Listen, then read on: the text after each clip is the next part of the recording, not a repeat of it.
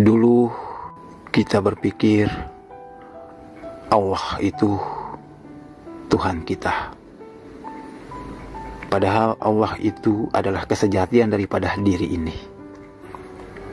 Padahal Allah itu adalah diri kita sendiri. Dulu kita mengira Muhammad itu adalah nabi kita. Padahal Muhammad itu adalah hati dan rasa ini. Dulu kita mengira Nabi Adam itu adalah manusia pertama yang Allah utus di muka bumi ini. Padahal Adam itu adalah jasad kita. Mengenal tajalih Allah Ta'ala mulai daripada awal penciptaan itu sangat penting, yaitu asal-usul tentang kejadian diri ini, seluruh alam semesta ini. Ketika kita masih berjasad, alif lam lam ha itulah yang kita sembah. Di saat jasad itu fana, kemudian kita mengenal alif lam lam ha. Padahal alif lam lam ha itu adalah diri kita sendiri, yaitu anasir daripada diri kita, tubuh kita, yaitu api, angin, air, dan tanah. Kemudian ketika kita menjadi anasir api, angin, air, dan tanah, di atasnya lagi kita melihat cahaya, nur yang berwarna putih. Kita mengira itu adalah Allah. Padahal ketika anasir api, angin, air, dan tanah itu menyatu, padahal nur itu adalah diri kita sendiri, yaitu yang dapat kita rasakan melalui kolbi kita yang dinamakan dengan rasa. Rasa itulah yang mengendalikan anasir api, angin, air, dan tanah ini. Kemudian ketika kita diliputi oleh nur, kita mengira nyawa kita itu adalah Allah ataukah Tuhan kita. Kemudian setelah kita melabur dan menyatu menjadi Dia, padahal itu adalah diri kita juga. Kemudian ketika kita menjadi nyawa itu sendiri yang berwujud ruh, di atasnya lagi masih ada nur. Nur tajalli awal daripada Allah Ta'ala, itulah nur Allah atau nur ilahi, ataukah yang dikatakan nur Muhammad awal, yang kosong, yang di dalamnya ada ruang dan waktu, ada hidup, tetapi tidak ada apapun di situ. Tidak ada wujud apapun, hanya ada satu kehidupan. Kemudian ketika kita masih berposisi menjadi nyawa, kita berpikir Dialah adalah Tuhan. Dalam perjalanan kita melabur dan menyatu dengan Dia, padahal itu juga adalah diri kita sendiri. Namun di manakah Allah Ta'ala itu yang sebenarnya, yaitu Allah yang awal itu. Yang kita temui semuanya adalah tajalli Allah, yaitu daripada ketiadaan kosong tersebut, daripada nur ilahi turun lagi kepada nyawa kita, turun kepada rasa dan anasir ini, sampai pada batang tubuh ini. Allah Ta'ala telah menyatakan dirinya agar kita dapat mengenalnya. Namun manakah Allah yang sesungguhnya itu? Sehingga kita harus belajar lagi kembali tentang tajalli daripada Allah Ta'ala itu sendiri, sebagai amalia yang harus kita pegang, agar kita dapat tenggelam kembali ke zat Allah Ta'ala. Innalillahi wa innalillahi raji'un. Awal mula Allah itu masih dalam keadaan sendiri. Kemudian Allah itu ingin dikenal. Maka Allah itu mentajalikan sedikit sekali nurnya, nur yang bersumber daripada dirinya sendiri, yaitulah yang sama dengan zat tersebut, dengan Dia. Itulah nur ilahi ataukah nur Muhammad awal tersebut. Nur itu pun kosong, tiada, tetapi di situ mulai ada kehidupan. Yang awalnya Tuhan itu sendiri, Dia berada di alam kematian. Kemudian Dia mentajalikan dirinya, disitulah mulai ada kehidupan, yaitu nurnya. Setitik saja nurnya, di situ mulai ada kehidupan, mulai ada terang, mulai ada cahaya. Dan di dalam nur itu tidak ada napas, tidak ada pemandangan apapun, tidak ada suara apapun di situ. Ibarat sebagaimana matahari dan pancaran cahayanya. Matahari itulah ibarat Allah yang awal, sedangkan pancaran cahaya itulah tajalli daripada zat Allah itu sendiri. Disitulah puncak ilmu tertinggi, yaitu perjalanan jiwa ini, yaitu Allah mentajalikan dirinya sebagai cahaya di atas cahaya. Kemudian Allah mentajalikan lagi dirinya sebagai wujud ruh ataukah nyawa kita sendiri. Di situ mulai kolaborasi antara nafas dan rasa ini. Nyawa itulah adalah ahad tunggal. Mulai ada nyawa di situ. Kemudian di sekitar nyawa itu didampingi dengan nurnya daripada anasir api, angin, air, dan tanah dalam wujud cahaya yang bersumber daripada nyawa itu sendiri. Kemudian dari nyawa itu Allah mentajalikan lagi menjadi wujud nur yang berwarna putih seperti susu. Itulah yang dapat kita rasakan melalui hati kita ataukah kolbi kita. 4 cahaya anasir yang bersumber dari nyawa itu Allah menyatakan sifatnya melalui pendengaran kita, penglihatan kita, penciuman kita, dan pembicaraan ini. 4 anasir itu juga bercampur daripada unsur keduniaan, yaitu makan dan minum ini. Kemudian nurnya berasal daripada nyawa kita sendiri.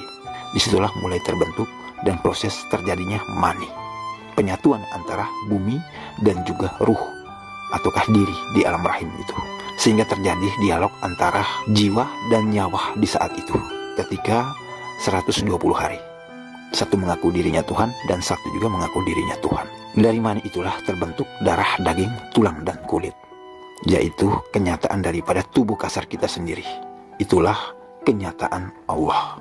Ketika kita belajar tenggelam ke dalam diri, rasa yang ada pada kolbi ini sebagai sentral ataukah terminal penghubung antara alam yang gaib dengan alam nyata ini. Ketika nur pada kolbi ini tidak dapat mengendalikan anasir, api, angin, air, dan tanah, maka kita akan terjebak ke alam dan pemandangan. Maka jasad ini masih dikendalikan oleh nafsu bumi, bertentangan antara akal kita. Dan hayal ini masih berlawanan, karena anasir ini belum dapat ditaklukkan oleh rasa yang ada pada kolbi ini, nur tersebut. Jadi yang memberikan kalam itu dari nyawa kita. Kemudian melalui nur pada kolbi ini, suara itu akan kita dengar daripada batin ini. Ketika anasir itu bersih, maka kita dapat mendengar melalui telinga kita secara batin. Kontak rasa antara batin dan telinga ini. Anasir yang ada pada telinga itu yaitu anasir api. Maka batang tubuh itu ketika sudah kontak dengan cahaya tuntunan yang ada pada kolbi itu, dia dapat menghafalkan sifat daripada Allah itu sendiri. Daripada penglihatan, pendengaran, penciuman, dan pembicaraan. Penglihatanku adalah penglihatan Allah. Pendengaranku adalah pendengaran Allah. Penciumanku adalah penciuman Allah. Pembicaraanku adalah pembicaraan Allah.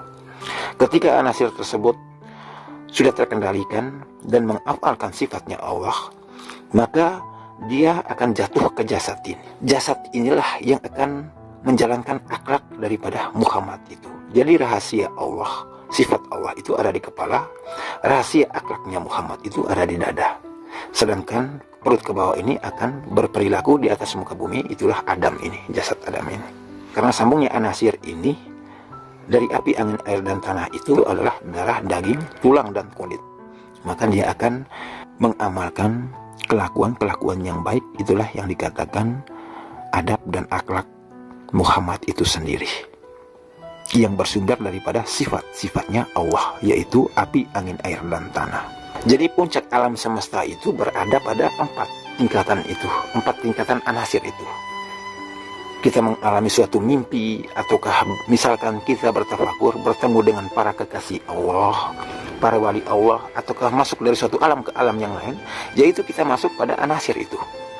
Karena anasir itulah yang mengendalikan kehidupan di atas bumi ini. Begitupun juga dengan di alam gaib. Itulah anasir api, angin, air, dan tanah. Jadi kita berjalan masuk di suatu alam yang bagus, melihat taman ini, taman surga dan neraka, semuanya itu masih di area anasir, api, angin, air, dan tanah. Sehingga kalau perjalanan itu masih sebatas di anasir, pemandangan, maka terkadang kita merasa ilmu kita sudah tinggi.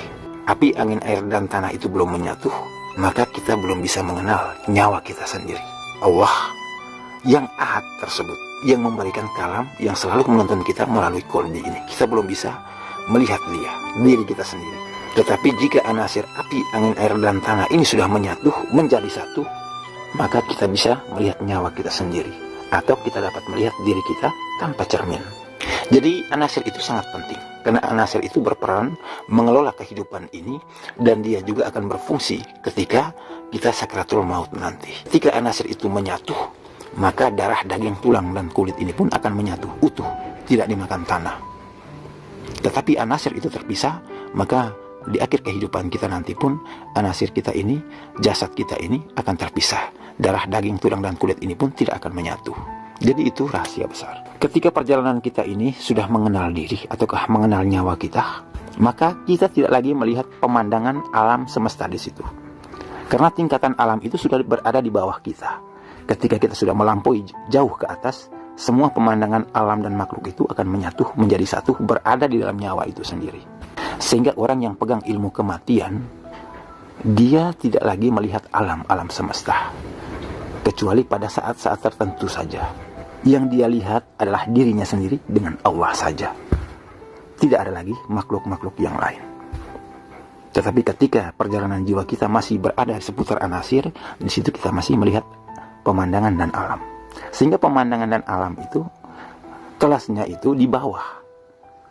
Masih tingkatan ilmunya itu berada di bawah, yaitu masih berkolaborasi dengan akal dan pikiran kajian kita ini. Ketika kolbi ini, nur pada kolbi ini hidup mengendalikan anasir kita, maka prasangka kita, pikiran kita akan bekerja dengan baik. Tetapi kolbi kita ini tertutup, hawa bumi ataukah nafas perut yang mengendalikan anasir, api, angin, air, dan tanah itu, maka prasangka kita akan menjadi buruk. Jadi itulah kuncinya. Jadi alam dan pemandangan yang kita lalui pada tingkatan anasir itu tergantung. Ketika kita melihat tentang keburukan, maka napas perut kita yang mengendalikan anasir kita. Ketika kita melihat tentang suatu kebaikan dalam perjalanan jiwa, maka kolbi kita yang mengendalikan. Jadi itulah kuncinya. Sedangkan ke tingkat nyawa, itu tidak lagi ada pemandangan. Dia akan mesrah bersama hakikatnya, yaitu nur ilahi, ataukah kehampaan kosong tersebut yang meliputi alam semesta ini. Dialah yang akan tenggelam ke zat Allah Ta'ala, sebagaimana perumpamaan antara siang dan malam hari tersebut. Jadi nurnya Allah Ta'ala itu, nur ilahi, nur yang pertama ataukah nur Muhammad awal itu, kita dapat melihatnya dengan mata batin dan juga mata kasar ini. Sedangkan nyawa kita hanya dapat melihatnya dengan mata batin. Kita dapat melihat dia dengan mata kasar ini jika kita melalui media cermin. Itu hanya sebagai pancingan agar nur pada kolbi ini hidup, sehingga kita dapat melihat dia dengan mata batin. Kita dapat melihat anasir api, angin, air, dan tanah ini melalui mata kasar ini, yaitu dengan kita melihat alam semesta. Karena alam semesta ini membawa peran sifat-sifat daripada Allah Ta'ala itu sendiri.